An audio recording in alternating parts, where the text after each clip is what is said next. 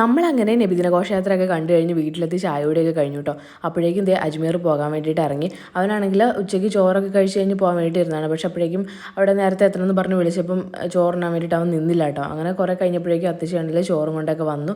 Token കൊടുത്ത് ചോറ് വാങ്ങിയിട്ട് വന്നു പള്ളിയിൽ നിന്ന്. അപ്പം കുറേ മിഠായി കൊണ്ടുവന്നിട്ടുണ്ടായിരുന്നു കേട്ടോ നബിദിനത്തിൻ്റെ ഭാഗമായിട്ട് കിട്ടിയത്.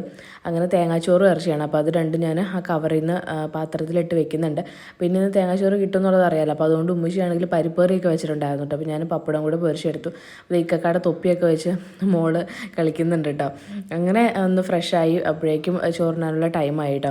അങ്ങനെ നമ്മളിത് കഴിക്കുകയാണ്. പരിപ്പേറിയും അതുപോലെ തന്നെ എന്താ ബീഫും പപ്പടമൊക്കെ കൂട്ടി തേങ്ങാച്ചോറ് കഴിക്കുകയാണ്. നല്ല ടേസ്റ്റായിരുന്നു. അല്ലെങ്കിൽ ഈ പള്ളിയിൽ നിന്ന് കൊണ്ടുവരുന്ന ഇപ്പോൾ ചക്കരക്കഞ്ഞി ആയിക്കോട്ടെ അല്ലെങ്കിൽ ഈ ചോറായിക്കോട്ടെ എന്താണെങ്കിലും ഒരു പ്രത്യേക ടേസ്റ്റാണല്ലോ, ഒരു പ്രത്യേക വൈബാണ് അത് കഴിക്കുന്നത്. നമ്മൾ എത്രയൊക്കെ വീട്ടിൽ വെച്ചാലും ആ ഒരു പ്രത്യേക ടേസ്റ്റ് ഉണ്ടല്ലോ അതിന്, ആ ഒരു ഇതിൽ കിട്ടില്ല. അപ്പോൾ ഇതിൽ അടിപൊളി ഫുഡായിരുന്നു. അങ്ങനെ നമ്മളെല്ലാവരും കൂടെ കഴിച്ചു.